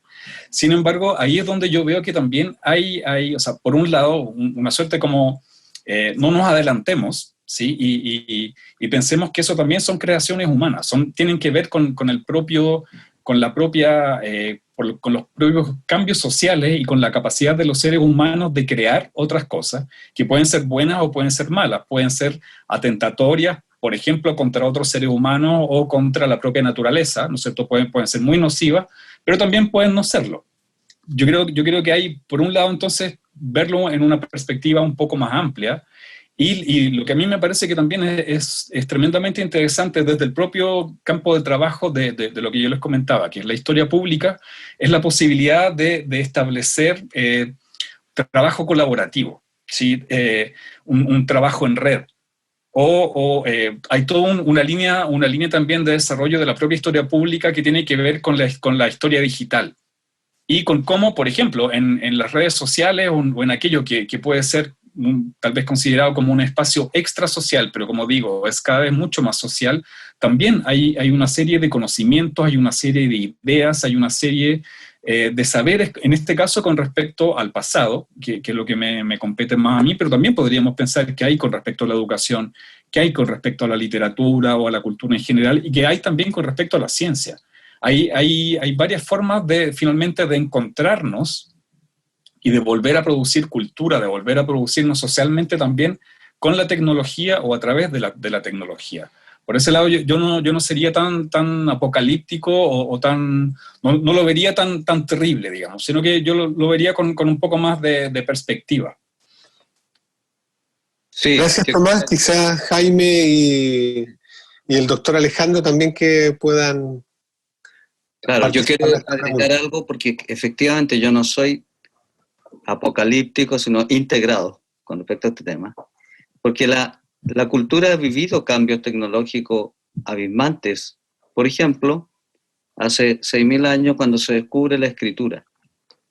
¿Y qué pasó con la escritura? O sea, cuando el canto o la voz, lo que se cantaba, pudo pasar a un documento y que podía ser leído y experimentado como texto literario, como un mensaje simplemente, separadamente de su autor. Eso fue un cambio tecnológico inmenso. O sea, tú, en el momento que surge la escritura, podías coger un mensaje y experimentarlo en una situación distinta a la del autor. Es decir, porque no escuchaba su voz, sino que leía su texto. Entonces se difería el mensaje. Bueno, Derrida habla de esas cosas. O cuando se descubre la imprenta, un gran vuelco. Y otro ejemplo que quería dar, San Agustín habla que una vez le sorprendió mucho ver leer a San Ambrosio, bueno, Ambrosio, ¿ya? En las confesiones lo dice, que veía que Ambrosio leía en silencio. Entonces, la práctica de la lectura en silencio que se fue facilitando gracias a pequeños textos, qué sé yo, también significa un revuelo y un cambio de experiencia con respecto a las textualidades. Entonces yo creo que todo, en el sentido que decía Tomás, tanto de la producción como la de recepción y la simultaneidad de la comunicación, yo creo que las nuevas tecnologías están ofreciendo muchos cambios que todavía habrá que evaluar debido a su vertiginosidad, pero que siempre traerán experiencias y oportunidades nuevas. Alejandro, usted nos estaba adelantando algo de su comentario en el chat, a ver si lo puede continuar, por favor. Es que, bueno, hay algo que ahí me asombra mucho, ¿no? Porque, bueno, es cierto que está por ejemplo, este historiador israelí que habla de transhumanismo, qué sé yo, o mucho como este millonario norteamericano de Espacio X, ¿no? Que hablan de esta sociedad de los robots, de los viajes a Marte, ¿no? Y sin embargo hay toda una parte de los científicos, por una parte los científicos, digamos, ¿no? Una gran parte de los científicos que están diciendo que estamos corriendo peligro de desaparecer, ¿no? Que el equilibrio ecológico es tan precario en este momento que corremos peligro de desaparecer porque sencillamente no vamos a tener agua, por ejemplo, ¿no? Algo tan simple como el agua, y el aire va a estar tan contaminado que no vamos a poder vivir, digamos. Yo creo que ese peligro no lo hemos vivido nunca como existencia, ¿no? Y en la historia mundial tampoco, digamos. Pero aparte de eso, antes de eso, ¿no? Por ejemplo, hay una serie de pensadores, de filósofos, ¿no? Importantes, ¿no? Por ejemplo, quizás los mejores de la escuela de Frankfurt, ¿no? Adorno y Horkheimer, ¿no? Que, bueno, al finalizar la Segunda Guerra Mundial, bueno, escriben este libro importantísimo y señero que es la dialéctica del iluminismo, ¿no? En la dialéctica del iluminismo, en que dicen en el fondo que el iluminismo ha fracasado, ¿no? Hay un fracaso de esa confianza en la razón. El fondo de la humanidad no progresa, ¿no? Y lo mismo vienen a decir muchos artistas importantes, ¿no? Entonces hubo una exposición en Pompidou, me acuerdo, hace un tiempo, ¿no? Hace ya unos 15 años, ¿no? En que aparecía eso, ¿no? Frente al optimismo de los tecnócratas, ¿no? Aparece eso. El mensaje de Walter Benjamin es eso, ¿no? Corremos hacia la catástrofe, ¿no? Hacia la desaparición del mundo y del hombre, ¿no? A menos que haya una intervención divina, eso es casi lo que nos está diciendo Benjamin, ¿cierto? En el fondo hay ahí un mensaje mesiánico, digamos, el mesianismo de Benjamin en el fondo parece ser la única posibilidad. Y en eso disiente con respecto a su amigo Adorno, ¿no? Adorno lo dice, en el fondo no hay esperanza, ¿no? El arte lo único que hace, el único poder del arte, y el arte es lo único que nos salva un poco, ¿no? Es que el arte es lo único que es capaz de mostrarnos la deformación en la que vivimos, ¿no? Vivimos en la deformación, pero ni siquiera el arte es capaz de mostrarnos la verdad, es capaz de mostrarnos solamente en qué medida, hasta qué punto estamos deformes, ¿no? Un Bacon, por ejemplo, ¿cierto? Entonces, un Lucian Freud, ¿no? Nos mostraría esa deformación, ¿no? Entonces, bueno, yo no sería tan optimista, no veo por dónde. O sea, veo a Chile cayéndose a pedazos, digamos, ¿no? Los glaciares disolviéndose, ¿no? O sea, los canales del sur, por ejemplo, completamente contaminados con esta cuestión del salmón, ¿no? Entonces, y una cuestión que crece sin preocupación alguna, ¿no? Es, no sé, abriendo paso a explotaciones mineras en el momento en que ya casi no tenemos territorio, digamos, ¿no? Chile es uno de los países más, lo digo porque en el fondo lo olvidamos, ¿no? Incluso mucha gente de mi entorno piensa que Chile es un país muy grande, ¿no? Que estamos en un inmenso país, ¿no? La verdad es que estamos, o sea, incluso literalmente, en uno de los países más pequeños en superficie de Sudamérica, ¿no? Solamente más pequeño Ecuador, por ejemplo, Uruguay, ¿no? No sé qué otro, ¿no? Bueno, y las Guayanas, digamos. Y aparte de eso, gran parte de la superficie de Chile es anecuménica, como se decía antes, digamos, ¿no? No habitamos en el desierto, no habitamos en los archipiélagos tampoco, digamos, ¿no? No podemos habitar allí, ni en la punta de la cordillera, digamos, ¿no? Entonces, bueno, no sé, ese optimismo me hace pensar mucho en un pensador que me gusta mucho porque está lleno de humor también, que es Pierre Klossowski, ¿no? Que estaba investigando en el último tiempo, y Bataille, ¿no? Bataille y Klossowski también dicen un poco lo mismo. Lo único que en Klossowski hay mucho humor, como te digo, ¿no? Y en el Klossowski el fondo, lo voy a dejar en el misterio de esta cuestión, ¿no? Porque en el fondo no es fácil asirlo, ¿no? A Klossowski, ¿no? En el fondo de toda su obra, que parece un poco una obra escandalosa, por una parte cómica, ¿no? Llena de humor, ¿no? En el fondo está esta cuestión, esta visión de que lo que creemos que es tan serio, ¿no? La producción y reproducción de cosas, ¿no? La producción de mercancías todos los días, ¿no? En el fondo es una locura, ¿no? Es una locura, ¿no? No son nada mejor, digamos, ¿no? Entonces, ¿es mejor el mundo? No sé. O sea, a mí no me parece. La idea del progreso es una idea que comparten algunos, digamos, ¿no? Que nace en una época de la historia, ¿no? Sabemos que para los griegos, los egipcios, digamos, ¿no? Para gran parte de la época medieval no hay progreso, ¿no? O sea, ellos tienen una idea, un tiempo secular, digamos, ¿no? Nosotros pensamos que hay progreso porque producimos cosas, ¿no? Producimos todas estas cosas que parecen una maravilla. Sin embargo, no sé si son mejores que Shakespeare, ¿no? No sé si la filosofía de ahora es mejor que Platón, digamos, por ejemplo, ¿no?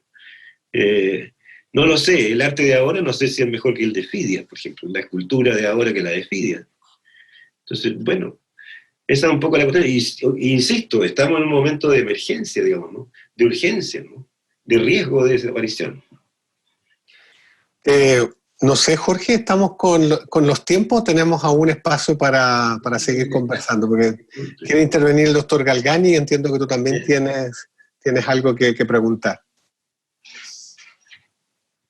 Yo creo que darle la intervención al profesor Galgani, y después yo quería hacer una pregunta muy corta antes de ya ir cerrando en honor al tiempo. De acuerdo, muy bien. Doctor Galgani, pues. Yo creo que esta confesión del profesor Madrid, digamos, de apocaliptismo, yo creo que una vez yo le pregunté a los alumnos, le dije, ¿ustedes qué son? ¿Apocalípticos o integrados? Hablando de los conceptos de Humberto Eco, ¿no? Entonces algunos me decían apocalíptico, igual que el profesor Madrid, con menos autores, sí, pero apocalíptico. Y otros decían, no, integrado, profe. Hasta el final confío en que la humanidad siempre encontrará alguna solución. Algunos me decían, o algunas me decían, depende del día, ¿no es cierto? Depende de la experiencia que estamos viviendo. Yo sigo creyendo en esa frase de Hölderlin que dice, cuando crece lo que peligra, más crece lo que salva. Ahí hay una esperanza, digamos, una esperanza del ser humano. Y que en momentos de crisis es el momento de volver al fundamento, como ahora en la pandemia, el momento de volver al fundamento. Y el fundamento se expresa en estas grandes textualidades que hemos considerado como la gran literatura o las grandes obras del pensamiento, de la filosofía. Entonces, la tecnología podrá avanzar, podrá progresar, podrá fracasar, pero siempre necesitamos volver a un fundamento. Eso, la pregunta de Jorge. Sí, adelante Jorge, por favor. Muchas gracias, Marcos. Bueno, mi pregunta va para los tres, pero particularmente a Tomás y Jaime, ¿cierto? En función de lo siguiente. Si consideramos el contexto actual, ¿cierto?, donde se ha, por decirlo así, abierto el acceso, ¿ya?, al conocimiento, a los hallazgos, ¿me entiendes? Este conocimiento generado por estos científicos que hacen proyectos, ¿me entiendes?, que se financian justamente con fondos muchas veces gubernamentales de todos los países, ¿cierto?, tanto aquí en Chile como en Europa, en Estados Unidos, etcétera, etcétera, pero que por mucho tiempo estuvo bastante restringido, ¿cierto?, a una población bien particular, ¿sí? Es más, restringido hasta a instituciones, ¿me entiendes?, de educación superior bien particulares. O sea, si tú tenías más fondos para poder financiar, y hoy en día existe, ¿cierto?, aún los accesos a ciertas revistas, a cierto tipo de conocimiento, a cierta generación de conocimiento, ¿me entiendes?, te daba ciertas oportunidades o tenías ciertas garantías, ¿sí? Entonces mi pregunta es la siguiente, o sea, considerando que la tendencia va a que va a haber un mayor acceso, ¿sí?, a que se está produciendo, ¿cierto?, un mayor acceso a conocimiento. Entonces, ¿qué orientaciones creen ustedes que podrían ser pertinentes en términos de cómo mejorar la comunicación, ¿me entiendes? Cómo nosotros, como científicos, ¿cierto?, mejoramos la comunicación de tal manera de que el día de mañana nos vamos a encontrar que una persona un niño, ¿me entiendes?, que esté en tercero básico, cuarto básico, perfectamente, ¿me entiendes?, podría tener acceso, ¿me entiendes?, a ese conocimiento sin un intermediario necesario. A mí me pasó, por ejemplo, con mis mismos estudiantes de pedagogía en química, que un día bien estoy explicando y me dicen, profe, ¿sabe qué? Acabo de leer un artículo, ¿me entiendes?, donde dice que el segundo principio de la termodinámica, ¿me entiendes?, se fue abajo. Y yo digo, pero qué raro, a ver, dame la fuente. Y finalmente llego a un artículo de Facebook, ¿me entiendes?, que era de difusión, y cuando vinculo, ¿me entiendes?, con el artículo real, que provenía de una revista bastante prestigiosa, ¿me entiendes?, me encuentro que existe una distorsión tremenda respecto de lo que se plantea, ¿me entiendes?, de lo que plantean los autores iniciales, en función de lo que hace la persona que hace la difusión. Entonces, hoy en día nos saltamos ese paso, ¿me entiendes?, nos saltamos el paso porque podemos directamente llegar a el que comunica, ¿cierto?, este hallazgo científico. Pero esta comunicación muchas veces es tan críptica que solo la entienden personas de un área muy reducida, ¿me entiendes? Entonces, pensando que de aquí a unos años más, ¿me entiendes?, esto va a tener un acceso tremendo en función de las experiencias que ustedes mismos tienen, de lo mismo que plantea Jaime, en función de qué es lo que nos hace sentir, ¿me entiendes?, la lectura, pero me llevo yo a esta lectura científica, ¿me entiendes? ¿Cómo lo hacemos? ¿Qué orientaciones, ¿me entiendes?, ustedes podrían a lo mejor dar de manera a las personas que estamos, ¿me entiendes?, escribiendo en distintas áreas, ¿me entiendes?, de tal manera de hacer menos críptico, de cómo llegamos a un lenguaje, a una forma de comunicar, ¿me entiendes?, que que nos permita, ¿cierto?, ampliar la cobertura en términos de las personas a los cuales pueden llegar estos resultados. Eso. Disculpen lo largo. Doctor Cornejo, por favor. Gracias. Sí, yo creo que es un tema solo el problema, la pregunta que plantea Jorge. Y ahí yo creo que depende mucho de qué estamos entendiendo por conocimiento o de qué estemos entendiendo por ciencia también. Por un lado. Y por otra parte también de cómo justamente en los últimos años se han creado unas determinadas políticas que finalmente, si bien nos han permitido tal vez multiplicar los públicos a los cuales podemos llegar, sin embargo, esos públicos siguen, como bien indicas tú, siguen siendo muy especializados. Entonces hoy día podemos tener acceso abierto tal vez a publicaciones que se hacen en cualquier parte del mundo y ojalá, aunque yo creo que no suceda así, pero lo que nosotros publicamos, que también se lea prácticamente en todo el mundo, y sin embargo, eso creo que sigue llegando a muy pocas personas, solamente a un público que es muy especialista. Yo creo que donde tal vez debiéramos saber dar un salto más cualitativo, que un salto también más reflexivo con respecto a nuestro quehacer, es finalmente hacia dónde queremos llevar el conocimiento que estamos produciendo más académicamente o más disciplinariamente, en el sentido de cómo le podemos dar un valor social mayor a eso. Es decir, que no sea solamente una comunicación, por así decirlo, intraacademia, una academia que obviamente que es global, desde el nacimiento de la academia moderna, ¿no es cierto? Es así, siempre ha habido muchos canales de comunicación que son muy ricos, sino que más bien cómo podemos cambiar aquello que se concibe como ciencia, como conocimiento, como saber, porque muchas veces se da bajo la forma de la información. Y ahí es donde también tendríamos que hacer una distinción muy grande entre lo que hoy día se pregona tanto, ¿no es cierto?, la sociedad de la información, o que Internet, o qué sé yo, la propia tecnología nos provee de mucha información. Pero eso puede llegar solamente a ser concebido como dato. En el campo de la historia, por ejemplo, creo que todavía socialmente se concibe que la historia es acumulación de información con respecto al pasado. Y eso, ¿no es cierto?, el epítome de eso son fechas, hechos, personas, ¿no es cierto? El año tal nació el general tal en el lugar tal.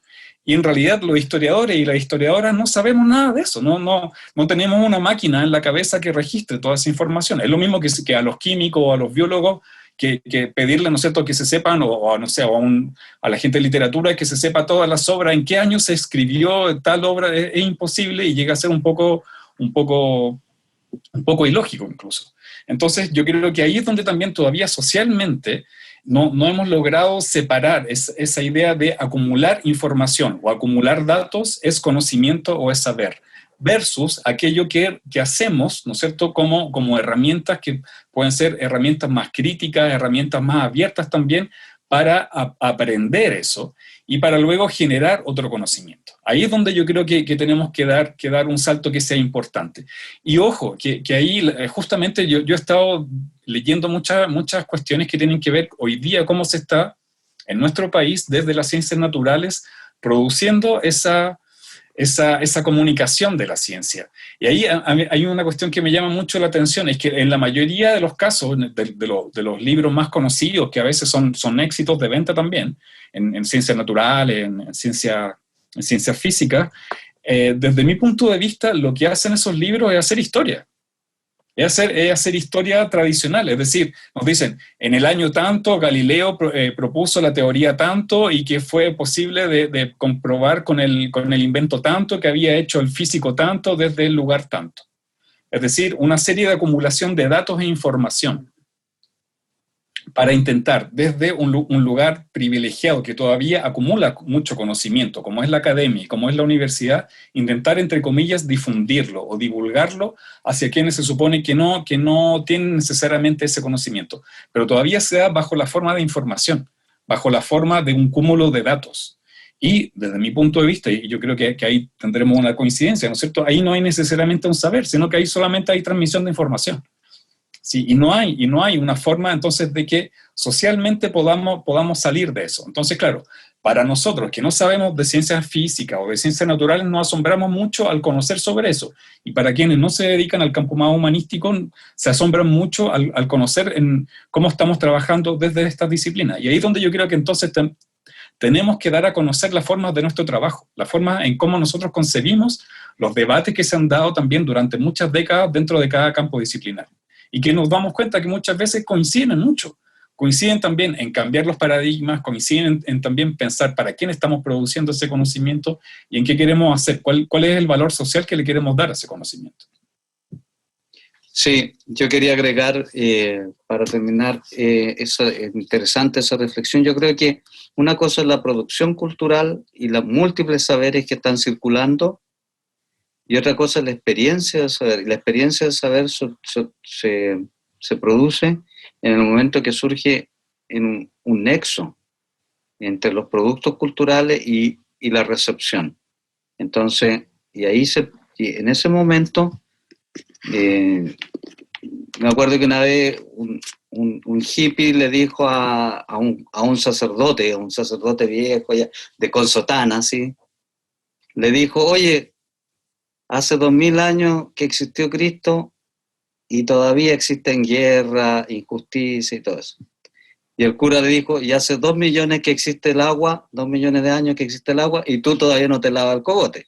Entonces, lo mismo podría decir, el saber está ahí, los productos culturales, el conocimiento está, pero la experiencia del saber se toma en la medida, entonces por eso a mí me parece súper importante la experiencia formativa, cómo tú induces una inquietud, una curiosidad, digamos. Bueno, eso está muy en Aristóteles, ¿no? Es el inicio del conocimiento surge por la curiosidad, y a mí me llamó la atención, por ejemplo, estaba leyendo y quería mostrarle este libro y aconsejárselo. Se llama La invención de la naturaleza, de Andrea Gulf, una académica alemana, todo eso, que ha hecho toda una investigación sobre Alexander von Humboldt. ¿Ya? Es increíble, increíble. Claro, entonces uno dice, ¿cómo me meto acá? Probablemente lo que decía Tomás, ¿no es cierto? Uno se mete porque hay una curiosidad de algo, un mundo menos explorado por uno, pero que te trae una cantidad de frescura, ¿ya? Frescura de verdades, como que uno recién las viene descubriendo, ¿no es cierto? Probablemente para los expertos en ciencias naturales ya es muy conocido. Pero además, lo que más me interesó en el caso de Humboldt es la cantidad de sensibilidad que él tenía por distintos saberes. Y cómo estaba conectado con temas históricos, con temas de la naturaleza, con esa necesidad de darle una explicación al funcionamiento, una explicación global al funcionamiento de los movimientos de la Tierra, la formación de la Tierra, todo eso. Y cómo en sus escritos se desplaza un tono que llega a ser poético muchas veces, sin ser declaradamente poeta. Y también la sensibilidad que tenía por los derechos de los esclavos, etcétera, etcétera. Entonces, yo creo que es poco lo que podemos hacer para que la gente no lea lo que no le conviene o lo que está mal escrito. Porque, por ejemplo, yo he visto en las redes sociales, aparecen muchas cosas de Borges que jamás escribió Borges. ¿Ya? Dice, ponen una cita, alguien que se le ocurrió una cita muy inspirada o medio romántica, ese Borges le ponen, ¿no es cierto? ¿La han visto ustedes? O El Principito, aparece un montón de... Si juntáramos todos los textos que aparecen en las redes sociales sobre El Principito, armaríamos como 5 libros, ¿no es cierto? Eso no lo podemos nosotros evitar, pero sí lo que podemos, digamos, en la formación, inducir a criterios de búsqueda, criterios de verdad, en el fondo, entre comillas, sabiendo lo que significa el concepto de verdad. No está el profesor aquí, pues si no estaríamos 2 horas más hablando de eso. Bueno, termino con esa opinión. Muy bien, muchas gracias, doctor Galgani. Interesante el último punto. Parece ser que aquí el tema está en la interdisciplina, justamente como el foco de estos conversatorios, cómo podemos de alguna forma realimentarnos en cada una de las disciplinas que están acá presentes y que aportan, ¿cierto?, al desarrollo educativo. Jorge, ¿quisieras tú dar las palabras de cierre de la jornada? Muchas gracias, Ignacio. Bueno, básicamente dar un saludo y un agradecimiento a todos los que expusieron. O sea, la verdad es que me pareció notable, ¿cierto?, la exposición de cada uno de ustedes, de Alejandro, Jaime y Tomás, me siento muy contento, porque en realidad es escuchar estas distintas miradas, ¿me entiende? Y vernos en este espacio, la verdad es que es algo tremendamente confortante, ¿cierto? Por otra parte, también agradecer a Ignacio, a Marcos Santibáñez, ¿me entiendes?, que se tuvo que desconectar, por la moderación que hicieron del módulo, del seminario. La verdad es que yo creo que tenemos tema para mucho. Los invito a seguir participando en los conversatorios. Todos los días lunes y martes vamos a tener conversatorios similares a este. Ojalá que estos conversatorios, ¿cierto?, se puedan ir estableciendo, ¿me entiendes?, para que cada vez más nos vamos escuchando, ¿me entiendes?, porque hay puntos de vista que evidentemente nos podemos ir nutriendo desde las distintas áreas, ¿ya? Yo creo que han salido varias cosas acá bien interesantes, y en ese sentido yo creo que los dejo invitados ya desde ya para el día de mañana, ¿cierto?, a las 16:30 horas, con el seminario, ¿cierto?, el conversatorio que vamos a tener el día de mañana en el área de formación docente, ¿cierto?, investigaciones y proyecciones. Así que nada, pues, agradecer, y los dejo con Ignacio para que cierre finalmente, ¿ya? Muchas gracias. Bien, sumarme a los agradecimientos que plantea Jorge. Ha sido una experiencia muy, muy grata. Como él también señala, es una buena idea que esto se mantenga en el tiempo. Por de pronto tenemos la jornada del día de mañana a las 4:30. Los links han sido enviados de forma institucional. Entiendo que es una actividad abierta, por lo tanto sería muy grato también de ir difundiendo esta actividad con otros contactos y redes, para que justamente conozcan de nuestra experiencia con nuestros docentes en el doctorado. Así que, sin más, les agradezco su participación y nos estamos viendo. Gracias a todos. Muchas gracias. Adiós. Chao, chao. Muchas gracias. Muchas gracias. Chao, chao.